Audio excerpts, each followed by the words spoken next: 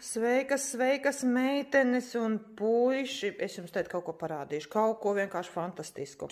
Redzat, mūsu mīļais probiotiks. Un redzat šo burvīgo podiņu, tas ir jogurts no probiotika.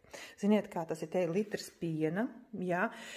Katliņā uzkarsēts līdz pirmajiem garaiņiem, tad ir pievienots iemaisītas 2 probiotikas un atstātas uz nakti uz radiatoru. Paskatieties, kas par burvīgu jogurtu. Vienkārši fantastiska. Tīrs, naturāls, izcils veselībai, kur vēl kaut kas labāks, ja? Ņemat šo te receptīti, sev iegalvojat, izmēģinat, jums būs mājās fantastiskākais, dabiskākais jogurts, kas var būt vislabākais ģimenei, jūsu veselībai, salātiem, saldajiem, nekādas sintētikas nav jāpērk. Jogurts tepat jums par rokai, nu paskatieties, nu vai nav kaut kas fantastisks, ja?